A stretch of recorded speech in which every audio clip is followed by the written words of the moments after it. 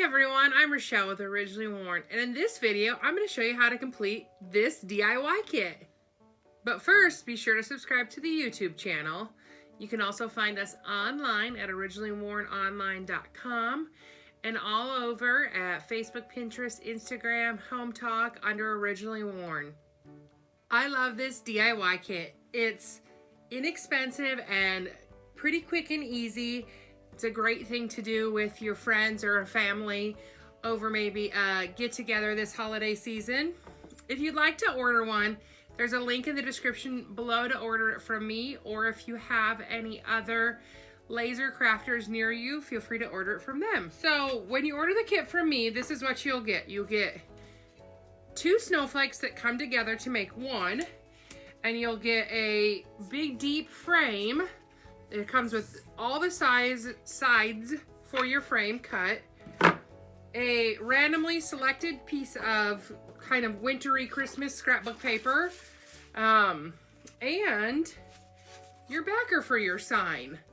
Now, I do have 2 options for this. You can order it this natural raw wood, or you can order it in white. The reason being there's 2 options is because part of this is engraved, and part of it is actually cut out, so you can see my hand in there. And then this is engraved down here. So if you're gonna wanna paint this, let's say green, you just need to be careful that you don't fill up all of your engraving with paint color or sand kind of around there, or fill that engraving back in with like a black paint or white or whatever, just so something you can see it off there. So to kind of ease that process, most generally either going to have a stained or a white option. And I'm going to show you how we're going to stain this with Sloan dark wax. It'll be real easy, and it can fill in these engravings and no problem. Of course, you can stain it with whatever makes you happy. This frame on this one is actually stained with Sloan dark wax. So let's start with your snowflakes. So you have 2 snowflakes right here, and they literally simply just fit together like that. And then you have a 3D snowflake. And I kind of like, this is like a kind of, you can see there, I call it burnt rustic. It's how the laser cutter cuts them. And I think they look cool just like this.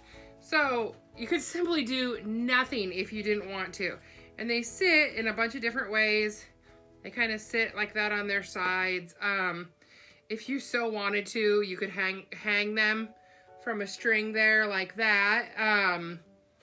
Really, again, up to you. And that's really all there is for the snowflakes. They're pretty, quick and simple in a sense of explaining. It's all of what you want to do with them. Just be creative, enjoy it, and have fun. Now I'm going to show you how we're going to finish this sign and then assemble it. So again, you have 2 options when you order, raw wood or white wood. If you're doing the white wood, it's most likely that you're not going to really do anything else. Of course, you could say on this and distress it and make it a little bit more rustic if you would like, or layer other colors, things like that. This is made out of birch plywood, 1/8 inch, so you can, paint it like anything else you would paint that's wood.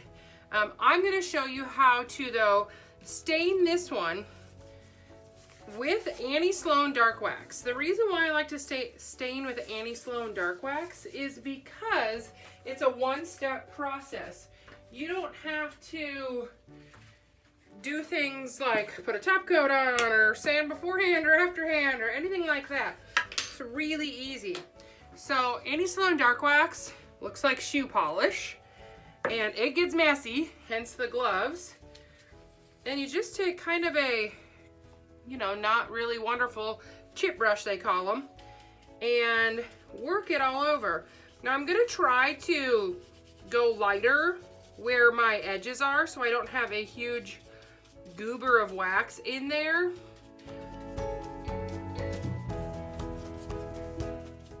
So basically you just put this all over, and then you can wipe it like this with your brush, but you can also take a lint-free cloth or like a glue shop towels are what I use a lot. And then you just wipe that off. And I did that here on this frame. You can see this frame is done in the same kind of stained way.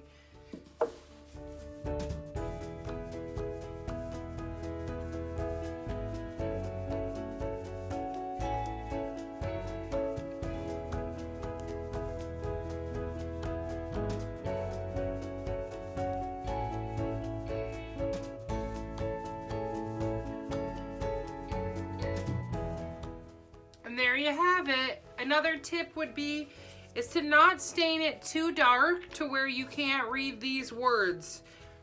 Our next step is to paint the frame. Again, you can do this in any color, style, design that you want. I'm going to be painting them in a flat black matte spray paint just for ease of time kind of today. So I'm gonna spray it all, let it dry, flip it, and spray it again.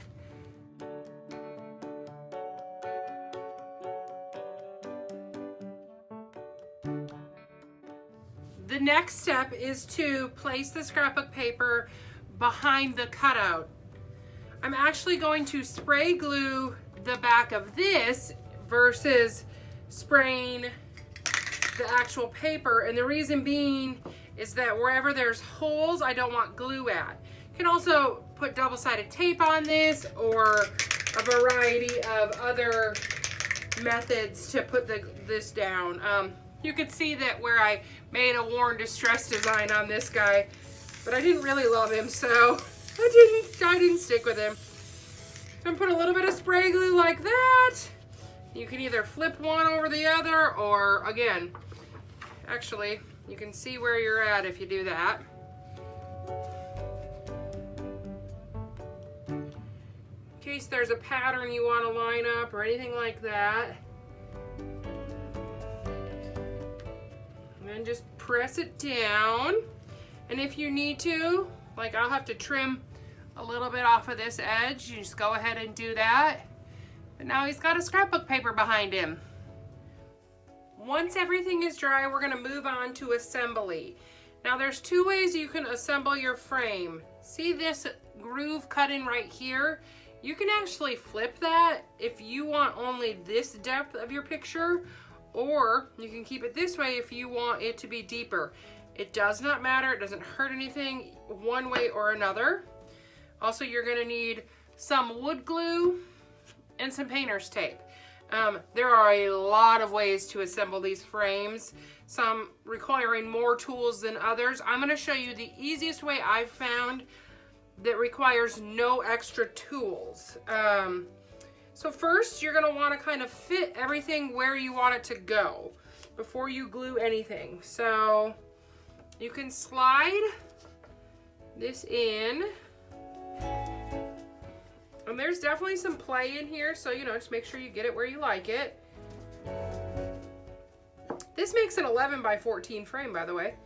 I don't know if I said that.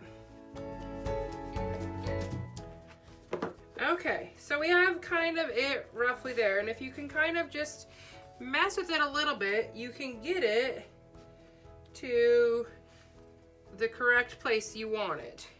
You can mess with this inner part, you can mess with that. So we have everything where we want it, and one at a time, you pull it out, and you take your painter's glue, or you take your wood glue, run a bead in there and a little bit on each end, and then slip your wood back in there. And this glue doesn't dry so fast that it's gonna be a problem. We're gonna mess with all of these till we like it, but it's good to have it where you want it in some aspects. So now then you just take the next one and do the same thing. A little bit of glue down the channel.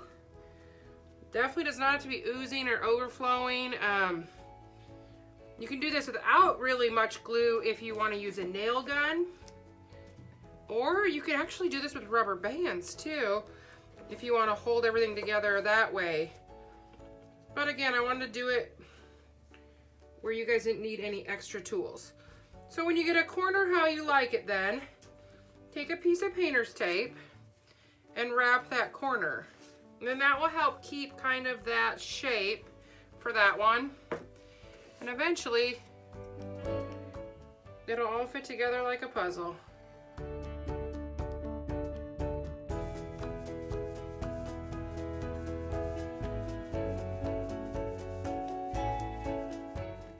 And there you have it. Just a few ways that you can complete this DIY kit. As always, if you have any questions, be sure to reach out to me. I hope you guys enjoyed this project. I would love to see what you created. Be sure to share it with us on our Facebook page or comment down below what you did. Also, be sure to subscribe to the YouTube channel so you get notified every time a new kit or tutorial comes out.